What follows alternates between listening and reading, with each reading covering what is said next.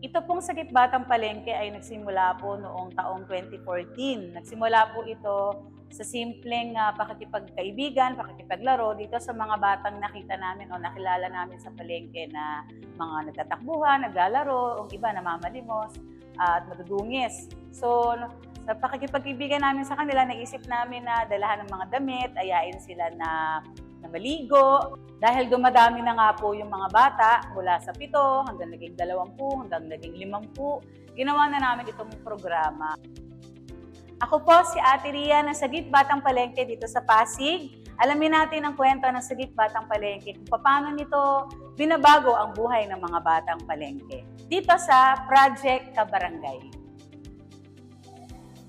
I-welcome natin sa LTE ang barangay na patuloy na nagbibigay ng inspirasyon at pag-asa sa mga kabataan dito sa Pasig. Kasama natin this morning ang may magandang puso, Rhea Bernardes ng Sagip Batang Palengke. Good morning! Good morning po, Ma'am Lam. Sir Tony. Good morning po. Bati naman po kayo sa mga kabarangay natin. Good morning. Lalo na sa Barangay Santo Tomas at sa buong Pasig. Alam mo, love, Yes, itong friend. ating kabarangay na ito, si Ma'am Rhea, kasi napakaganda ng kanyang Layunin at ginagawa.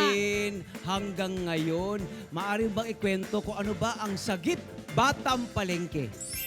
Si Sagip Batang Palengke po, nagsimula po ito. Informal lang po ng 2014. Yes. Nakakita Okay. kami ng mga bata po na mga 4 hanggang 7 bata lang na madudungis. Oho. Mga Tapos ano po to? namamalimos. Ito po yung mga namamalimos. Opo. Apo, tapos Street kids? Street kids Yun, opo, sa okay palengke. po. Mhm. Tapos po, nagustuhan lang namin magkakaibigan na dalaw-dalawin sila. Tapos paliguan sila, gupitan ng kuko, linisan ng sugat. Kinaibigan lang namin Okay. yung mga bata. Gusto kong malaman saan ang gagaling yung hugot mo na gusto mong linisan ang mga kabataan. Gaano ka-importante ba ang hygiene at kalinisan para sa isang bata?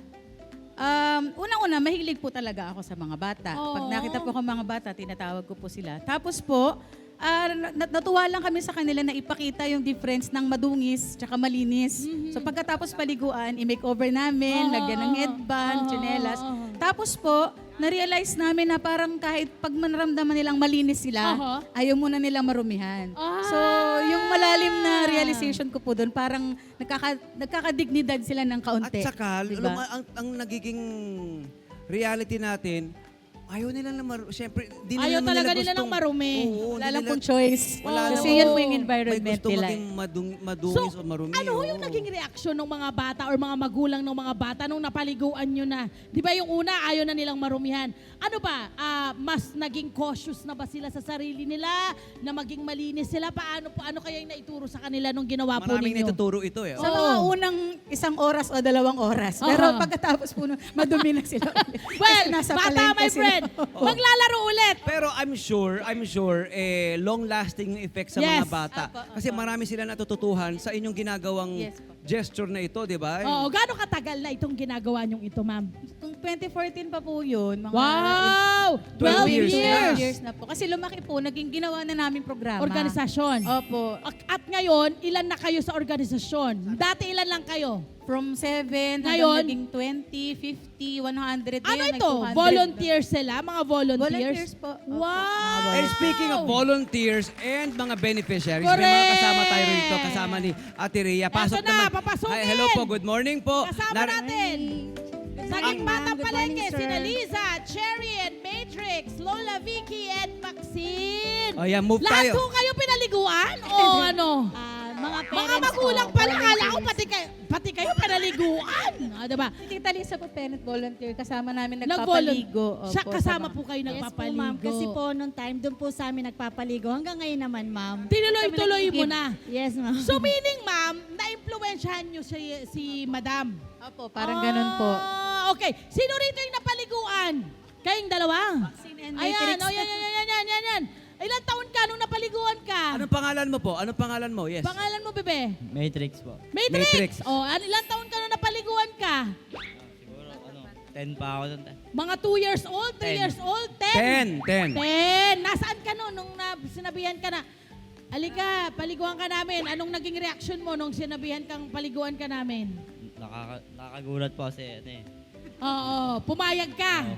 Oo. Si ano pangalan ng girl? Si Maxine. Ikaw rin, Maxine. Yes po. Oo. Anong naging reaction mo? Nagulat po ako kasi biglaan lang po yun. Biglaan? Opo. Nabigla ka rin? ang maganda rito, doon sa mga sagot nila, maganda yung mga sagot, nagulat sila. Pero ano ang naging pakiramdam nyo? Oo. Ano ang mga na-realize nyo? Ano Nung natutuhan kayo'y nyo? nakakuha ng tulong na ganun. Maxine. Yung na-realize po namin, dapat po lagi po kaming malinis sa araw-araw. Yes. Correct. At syempre, my friend, pag malinis ka sa katawan, medyo malalayo ka rin sa sakit. Malayo sa sakit. Kasi pag madumi talagang lapitin ka ng sakit niyan, di ba? Oo. Saka di ba, at tinuturo sa kanila, hindi lang yung tamang paliligo. Yes. Hygiene, Aha. di ba? At oral health, Yes, hygiene, di ba? correct. Lola Vicky, kayo Lola Vicky, ano po ang inyong kontribusyon dito sa Sagip Batang Palengke? Napaliguan din kayo? Hindi po. Ay, ang saya Masaya, naman! masaya. Na ano po kayo? Kayo yung nagpaliga? Kayo po yung nagpaligo, Lola? Opo. Ay, kayo pala. Kala ko kayo yung pinaliguan, Lola Vicky. Ate, kumusta, Lola Vicky? Bakit sumali kayo? Bakit sumali kayo sa pagpapaligo sa mga kabataan? Masaya din. Masaya rin. Opo. Totoo naman, 'di ba? Ma'am, ano po yung mga iba niyo pang programa bukod sa pagpapaligo sa mga street children? Ano pa yung ipinasok nyo dito sa inyong organisasyon? Nung dumami na po sila, ma'am, nagkaroon kami ng mga regular monthly values formation Wow. assemblies. Yan na, sinasabi nila yung mga activities sila. Yes, ma'am. Yes po. Aha. Tapos Banggitin na po, natin, opo. every weekend, pag po merong mga schools or mga iba pang institutions na nagpa-partner sa amin, Oho. nagko-collab, napapatuturan po namin mga bata Ay, ng wow. libre, reading and math. Yan sila po, mga natuturan po Oo. sila. Tapos po, meron din kaming mga, paminsan-minsan pag meron pong mga gustong tumulong sa amin, nagbibigay Ayun! ng mga And free. speaking of, pwede na tayong manawagan, Ate Rhea, Oo. sa mga pangangailangan nyo kasi hindi biro yung Oo, kailangan ng financial Oo, assistance. na-push. Oo. Yes, Ate Ria. So yun, dahil nga po patuloy po yung aming values formation monthly, ang regular lang naman nilang, syempre pag mag-iipon ka ng mga bata, kailangan Aha. may pagkain, Aha. kailangan meron na mga iuuwi silang mga school supplies, yung Kuya, mga gamit sabon, na... toothpaste, Opo, toothbrush. mga Hygiene hygiene kit. kit. Po. Yan, Oo. patuloy po yung hygiene kits. Pag may mga pumupunta po at nagtatanong, anong pwedeng ibigay, either school supplies or hygiene kits po. Para kasi po malaking bagay sa mga magulang na hindi na Saan- nila bibilhin. Tama. Saan po, ma'am, sila maaaring makakontak or magpunta? inyo, para Website, makapag-donate. Facebook page? Opo. Meron po kaming Facebook page sa Sagip Batang Palengke. Maari po silang mag-iwan mo ng mensahe doon. Tapos ako po yung full-time volunteer na nakikipag-usap sa mga gustong tumulong at ihahatid ko sila sa mga dapat tulungan po. At my friend, bilang nasa Pasig sila, na pinagpala, LGU, sinusuportahan kayo. Yes, Anong yes po. klaseng Oo. support ng LGU ang meron sa inyo? Napakabait po ng Pasig LGU sa amin pag kailangan namin ng libreng venue. Wow. Kung saan kami mag-asli. Meron na Halimbawa kayong dito sa Santo tanggapan, Tomas, ano? libre kami dito kay Kapeya palagi. Meron na kayong tanggapan, ano? Meron na kayong mga... Office.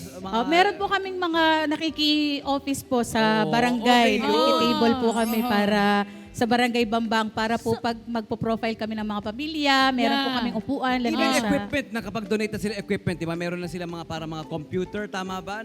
Ay, opo, naibigay? meron. Ayan, Sa banggitin Barangay natin. Bambang po kasi meron nag-partner doon na pwede po magitin yung grupo. Go! Rotary Club of Wakwak nag-donate po ng mga computers. So makakatulong Yes! po ito para mabigyan namin ng libreng computer education ng mga So, bata. dinami-rami naman ang mga grupo na karapat-dapat nabanggitin. Yung mga Tama. yan ang dapat binabanggit natin. Correct, walang Maraming problema salamat yan. Mayroon bang kung may gusto mag-volunteer naman, kagaya ng ginagawa mo, Ate Ria, ano ang pwedeng Si ma'am. gawin? Oo. Yes po. Kailangan po namin ng maraming kamay at maraming may malaking puso po Oh. sa mga bata. Every Saturday po kami nag-iipon ng mga bata para sa free tutorial ng reading and math. Once a month, meron kaming values formation. Tapos may mga sports clinic din Yes. po. So kung Wow. may mga interesado po mag-volunteer, mag-reach out lang po sa aming Sagip Batang Palengke Facebook Para full page. force kayo. Diba? Po, bibigyan Kasi- namin ng detalye kung paano po makatulong. Ang ganda sa ng amin. ginagawa nyo kasi hindi lang yung paliligo, holistic. Yes! Di ba? Sports. Correct. Ay, kung ano, Oo. nagtuturo rin kayo para kay mobile school. Hindi ba Yes. Basta nakakatuwa? maalis lang po sila sa palengke. Yes. Or sa kalsada. Oo. Sa kalsada. Kumbaga, my friend, ang pinabago nila ay mindset ng mga Tama. batang ito na ma-improve ang kanilang kabuhayan. Anong mensahe nyo mga kabataan, sina Maxine and then Matrix sa ating mga ate? May message nyo sa kanila. Anong mensahe nyo sa mga ate na nagpaligo sa inyo, Maxine? Salamat kasi Maraming salamat. sa Okay. pagtulong niyo sa mga Bata. ah, Okay. Oo. How about Maxine? Maxine, message. Nagpapasalamat po kay Ate Ria. Kung hindi po dahil kay Ate Ria, wala po ako ngayon dito. And nagpapasalamat rin po ako sa kanya kasi yung mga activity po na mga ginagawa niya kasi nakatulong din po yun sa akin. And ngayon, I'm honor student po dahil po sa kanya yun. Honor student si Wow! Maxine. Dahil sa kina-Ate Rhea, sa team nila, Yes. di ba? Ano yung mensahe mo, Dami Ate Rhea, na-inspire. doon sa kabuhayan? Ano yung nababanggitin? Ay, nabanggit kasi ni Ma'am Love po yung sa kabuhayan. Dahil nga po ang karamihan po sa mga batang palengke, gusto nilang tumulong sa magulang nila sa pagtitinda. Tama. Yung iba po nagtitinda ng plastic, bawal pong bata, bawal din ng plastic sa palengke. So, nag-iisip kami ng programa na maaring parang alternative ba, na pwedeng pagkakitaan ng bata, na sa bahay lang nila gagawin, tutulungan namin sila na magtinda. So, kung Ganda. sa mga nanonood, ma'am, kung may Baka mga... meron. Opo, idea po sila na pwede Yes. namin ituro rin sa mga bata bukod sa mga bracelet making, gano'n, na basta po yung kaya lang po ng bata at sa bahay lang nila Oo. gagawin. Anong age Tama, po ba arts and ang crafts. inyong parang balak or binibigyan ng tulong sa mga panahong ito ngayon? Meron kaming sagip bulilit na school readiness yung tinuturo namin from age 5 to 7. Tapos po yung 8 hanggang 13 years old po, ito po yung may values formation, sports, free Grabe, tutorials. husay. Opo, ganon. Ang galing. Sana ma-adapt ng iba nating mga barangay para yung ating mga kabataan na siyempre, palaboy-laboy o nandyan sa mga kalsada, matulungan po natin. Magandang idea rin, di ba? If I may suggest din, I'm Yes. sure meron na kayong mga ganito. Yes. Yung mga kabataan din, di ba? Yung mga anak-anak natin dyan. Magandang volunteerism to na Yes, act, di ba? actually. Kayo Better din, yung mga bata di ba? mag-volunteer. Tulong din kayo sa paliligo sa Yes, kanila, di ba? Sa pagtuturo, yes, pag-share ng inyong mga toys, Yes. mga reading materials nyo, libro, di ba? Pwede yan. Ganda. Pwede yan. I love that, my friend. Sa mga gusto mag-donate o mag-volunteer, paano kayo ulit magkocontact? Ulitin natin, ipa-flash natin sa screen. Meron po kaming Sagip Batang Palengke Facebook page. Maaari niyo po kaming bigyan po ng mensahe po doon. Yes, maraming salamat, Mabuhay Ate kayo. Ria. Salamat Mabuhay po, Lisa, sir. Ma'am. Ate Sana Cherry, marami pa kayo Matrix, matulungan. Lola Vicky, Thank and you po. Maxine. Maraming salamat at Sagip Batang Palengke, mabuhay kayo. Maraming salamat po sa inyo. Hi! Sumama mo sa profile, mga Kanet 25. This is Love and New Verbo. For more love, to the pet, and everything updates, just click the subscribe button and follow us on our Net25 social media pages at Net25 TV and Net25 Entertainment Facebook.